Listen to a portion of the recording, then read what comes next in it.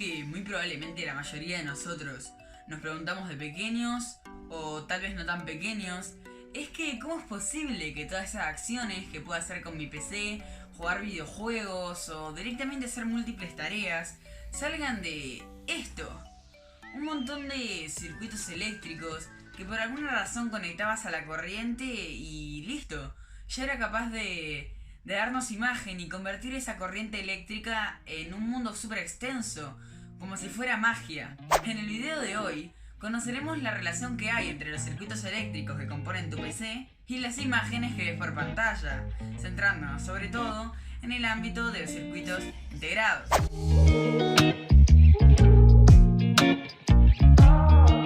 Para esto debemos empezar hablando del sistema decimal, que es el que usamos hoy en día para contar, y lo tenemos tan incorporado y arraigado dentro de nuestro cerebro que cuando vemos un símbolo como este, lo asociamos automáticamente con el número correspondiente. Pero para poder comprender cómo piensan las computadoras, debemos reconstruir algunos conceptos. En el sistema decimal contamos con 10 símbolos diferentes, los números del 0 al 9. Estos números que relacionás con un valor numérico no son más que símbolos, al igual que las letras que asociamos con un sonido. Este sistema decimal, según los antropólogos, fue inventado por los hindúes y luego modificado por los árabes para luego ser introducido por Fibonacci en el mundo occidental. A estos números se les conoce como números arábigos o dígitos, que vienen de la palabra dedo en latín.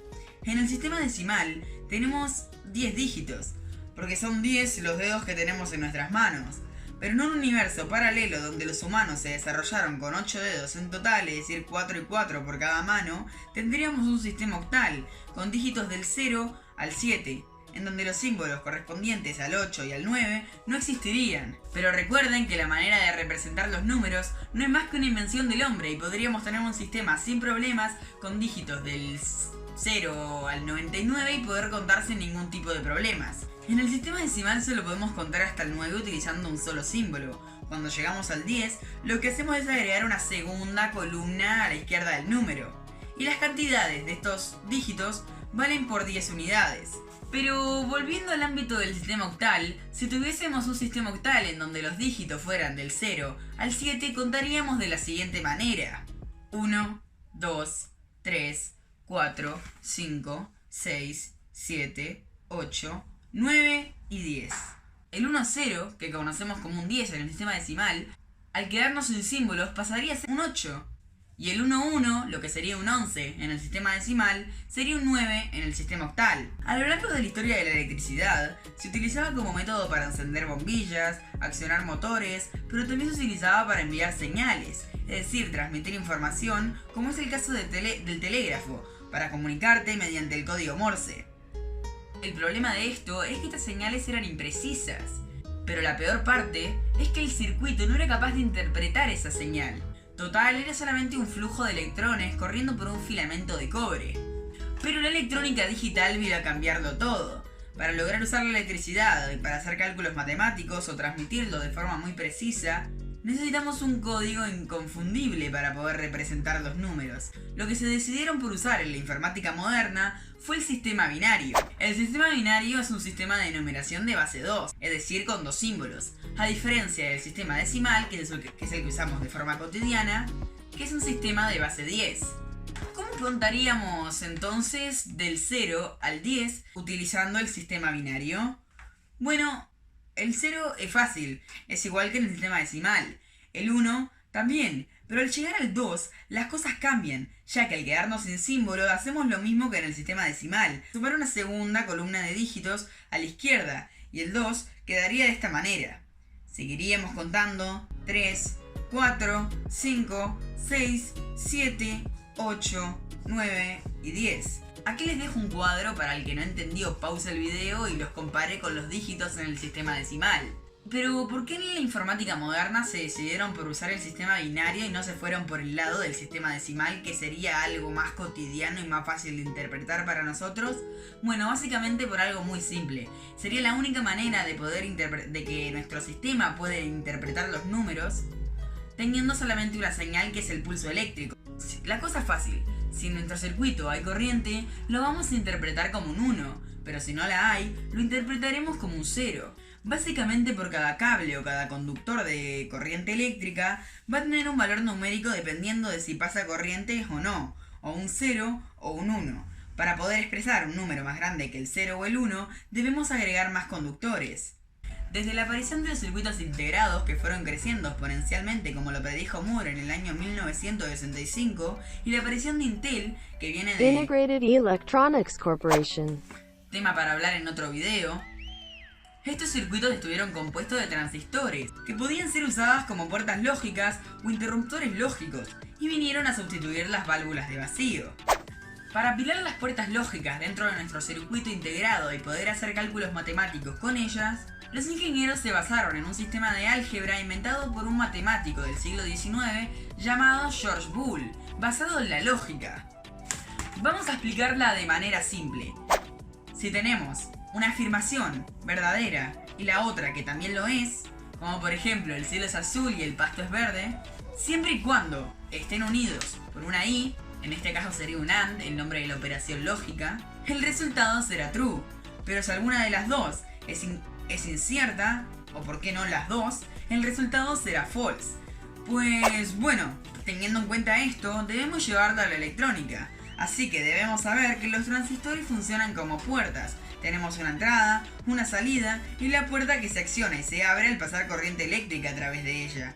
Para ejecutar la función AND, debemos de tener dos transistores, uno después del otro en nuestro circuito, y la señal eléctrica que va a ser el resultado de la operación tiene que pasar por un transistor y después por el otro. Nuestros dos valores de entrada, que pueden ser representados como dígitos binarios, llegarán uno por el primer transistor y otro por el segundo. Si los dos valores de entrada son true, entonces nuestro resultado final será true. Si en alguna de las dos salidas no hay señal, al final no tendremos señal, por lo que el resultado será false, que también puede ser representado en el sistema binario como un 0. En el caso de que las dos sean false, claramente el resultado será false. Y ¡boom! Acá tienen representada la operación AND en un circuito eléctrico. Pero dentro de la álgebra booleana, existen más operaciones lógicas que podemos aplicar a la electrónica, como por ejemplo el OR. En este caso, al ser o una o la otra, no importa si una de las dos afirmaciones es false, siempre y cuando la otra sea true, el resultado seguirá siendo true. Para que nuestro resultado final sea false, las dos afirmaciones deberán de ser false.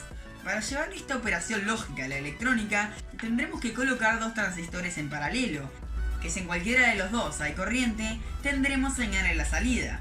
Otra operación importante es el NOT, que niega la afirmación. Es decir, si tenemos una afirmación que es true, con el NOT delante esta afirmación se convierte en false. Llevándolo a las puertas lógicas, tenemos un transistor pero con una toma tierra. Si pasa corriente por el transistor, nuestro valor de salida será 0, o sea false. Pero si no pasa corriente, es decir, nuestro valor de entrada es false, nuestro valor de salida será true.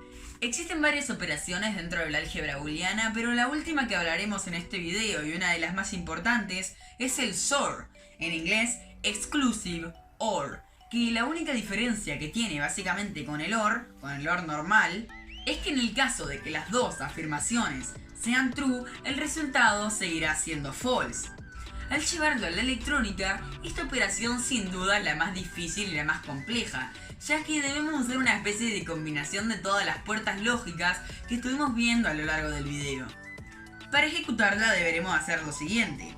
En la primera señal de entrada colocaremos un AND.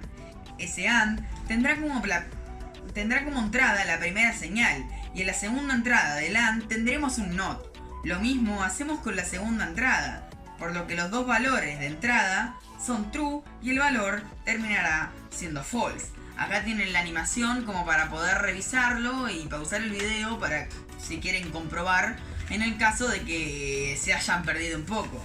Y sí, este es un huevo, que bueno, básicamente si no hubiera puesto una animación no lo hubiera entendido ni yo ni nadie. Pero bueno, ahora viene la parte donde explico la maquinaria, en donde se usan estas puertas lógicas para hacer cálculos matemáticos con ellas, y me voy a centrar sobre todo en el ámbito de las sumas, aunque claramente se puede hacer cualquier tipo de cálculo matemático dependiendo de cómo apilamos estas puertas lógicas. Bueno, como iba diciendo, estas cuatro puertas lógicas realizan operaciones lógicas que pueden ser utilizadas apilándolas de forma inteligente para hacer sumas. Empecemos por sumar solamente dos conductores de corriente eléctrica.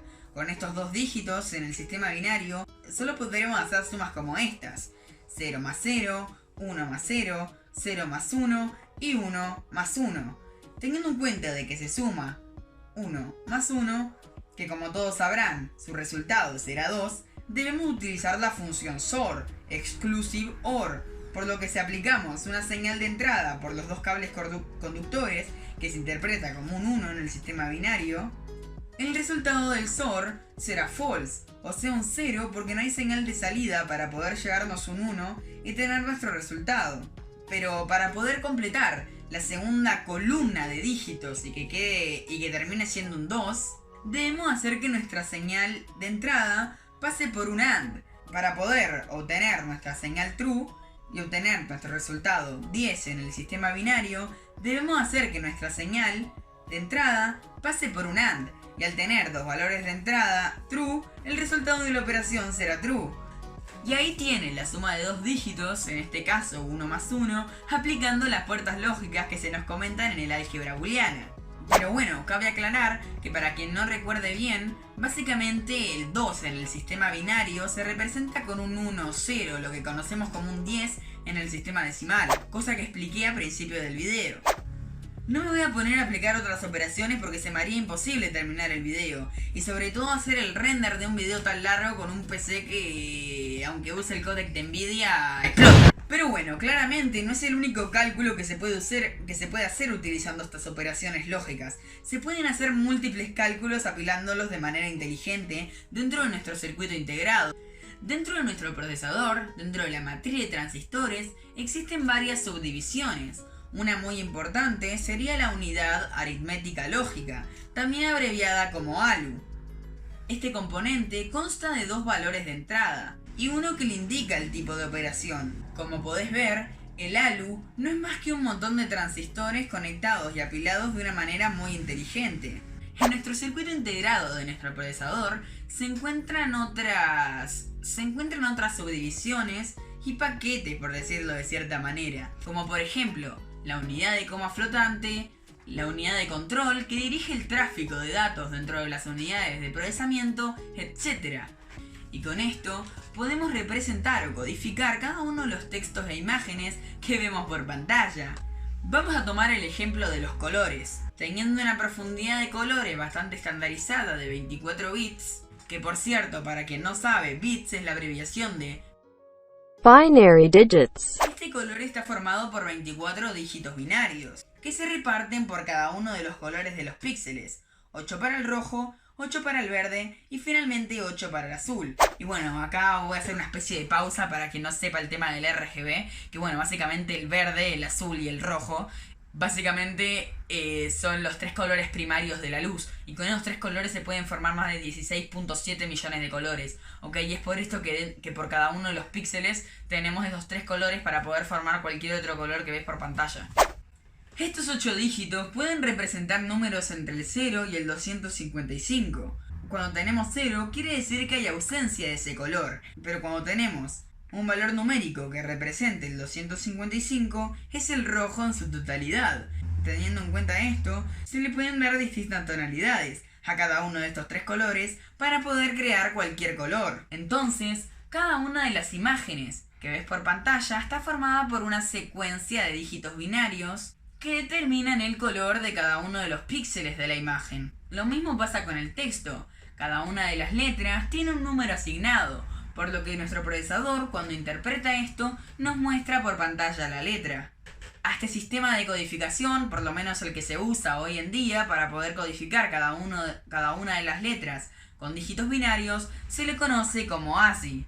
Resumiendo nuestro video y acercándonos al final, la conclusión del video es que la información que maneja nuestro PC está codificada en dígitos binarios. Todos esos datos que se encuentran almacenados en nuestro HDD o básicamente cualquier unidad de almacenamiento, ya que puede ser una SD con interfaz SATA o lo que sea, al ejecutar un programa son procesados por nuestras unidades de procesamiento, y cada uno de los programas usan diferentes sistemas de codificación para codificar cada uno de los textos y píxeles que se ven por pantalla. Y hasta acá el video de hoy, espero que les haya quedado claro el concepto de circuitos integrados y lamento que haya sido un video la verdad bastante largo, ya que bueno, le quise poner bastante esfuerzo y trabajo, así que nada, espero que le dejen un buen like, un poquito de interacción de audiencia, un like y un comentario. No le viene nada mal a nadie, porque bueno, básicamente YouTube recomienda más y hace más impresiones en el caso de que me pongas un like y un rico comentario, así que nada, no te olvides de eso.